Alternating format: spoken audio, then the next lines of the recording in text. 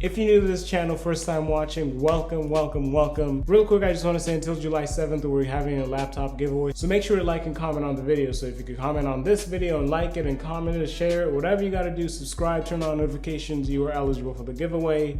And keep doing this as much as possible for the future coming videos up until July 7th. So before the video starts, I have a question for you guys. In the comments right now, tell me, how do you stay productive? And if you don't stay productive, what are the things that distract you from being productive, especially when you're working from home and even when you're not working from home?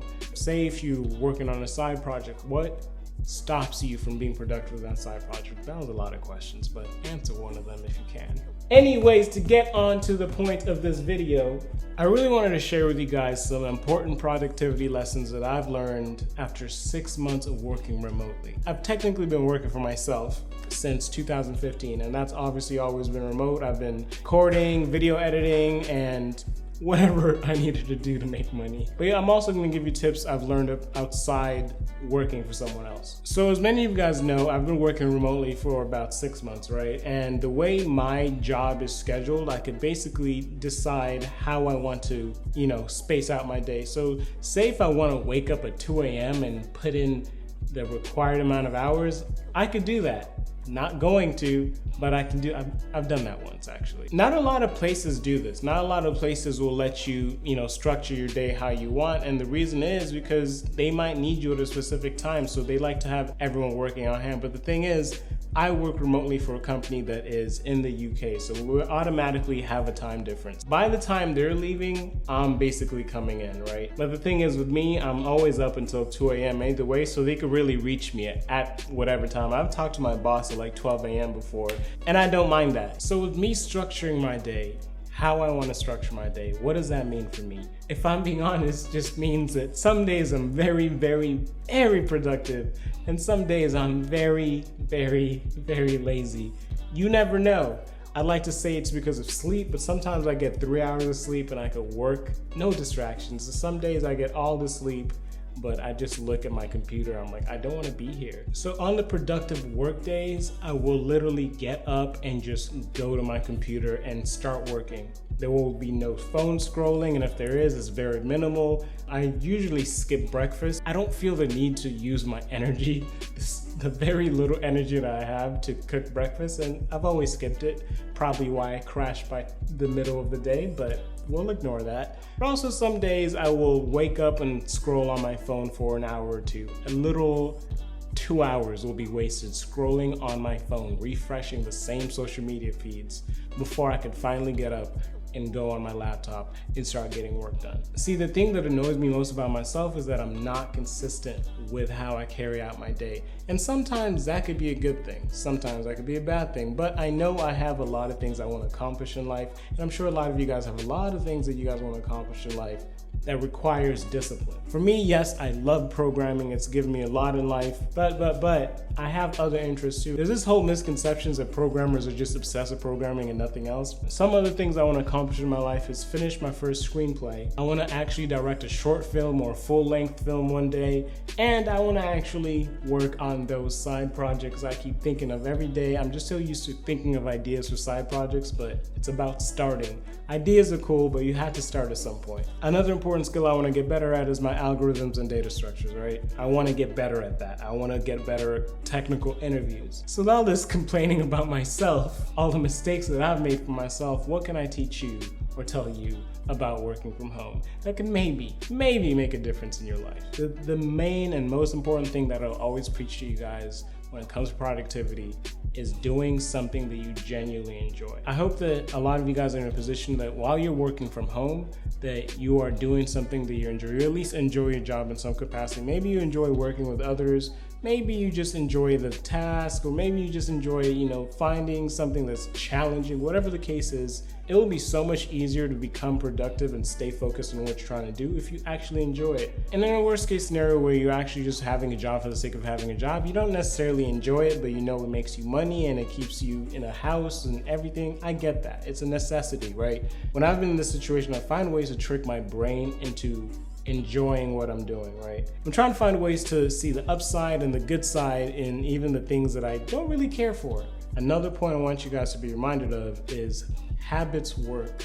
and schedules don't. I know a lot of people think that you should go into this routine really of getting up, sitting down, getting work done, giving yourself 30 minutes, going right back to work.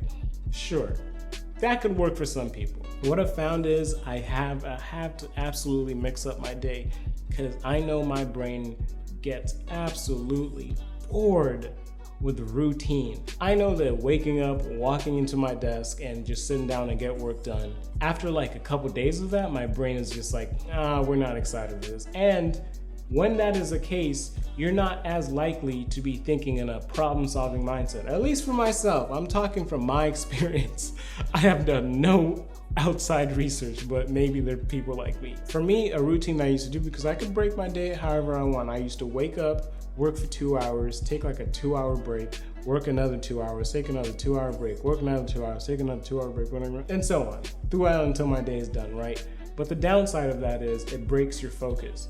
The downside of that is I'm taking so many breaks that it's messing up my focus. Like when you're in the zone per se, I don't want to be that guy, but when you're zoned in on a problem and you're like, ooh, it's time for my break, might have been this close to solving a problem, right? But because you took a break, now you're minded on other things, and when you come back, you have to restart. You have to go back into that focus zone, and it's very, very hard to get into. And I've said this before on this channel, sometimes when you're stuck, it's okay to just walk away for a couple minutes, not necessarily breaking your focus. You could walk away and still be thinking about the problem you're dealing with, and you're still being productive.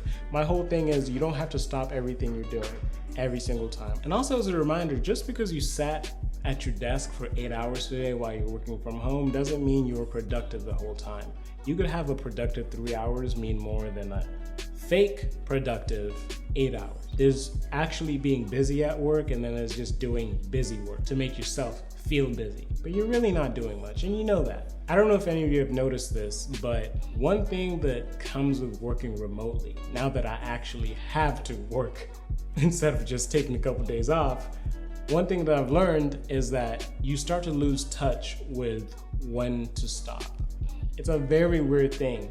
For me, I've started realizing this is a problem because I'll be on my weekend, literally Saturday, Sunday, Friday night, I'll be on my weekend and I'll be like, dang, I should code. And not code for me personally, but code for work. There's nothing in my contract saying I have to work on the weekends, nothing. You know, but sometimes I'm just like, and my boss obviously would love that if I code on the weekends, and sometimes I do because I want to, right? But it started getting weird when I started feeling like I had to code on the weekends. Don't know why that was a thing. Even if I feel weird about not, working on the weekends, I have to force myself. I literally have to force myself to just not code on the weekends, because then I'm going to start thinking about work, and if I'm not coding on the weekends, I feel like I'm being unproductive for some reason. When you're working in the outside world, when you actually have to get up, get dressed, brush your teeth, go out into your car, drive to work, you know that you're switching onto your work mode, right? But as soon as you clock off and drive back home, you know you're switching back to you relaxing mode. You're chilling, you're in your house. You don't have to be in work mode. But the thing with working from home, it's all kind of meshed in together, and that's super dangerous, actually. When things like this are meshed in together, you start forgetting about important things like, I don't know, going on runs, hanging out with your friends, because you're constantly thinking that you're still at work, even if it's in the back of your mind. You stop taking care of. I've gained 6 pounds. That's 1 pound a month every month that I've been working remotely. Like, that's very odd. I know this is a very long video, but I just want to say, please, as always, understand your mentality. Now, what does that mean? Understand how you deal with anxiety, understand how you deal with stress, understand how you deal with your depression, understand how you deal with loneliness, the loneliness of working from home and staying home all day. Understand how it's affecting you to not go outside.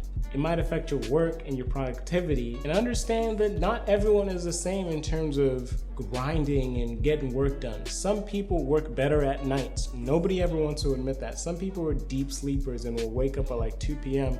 will be the most productive people from like 7 p.m.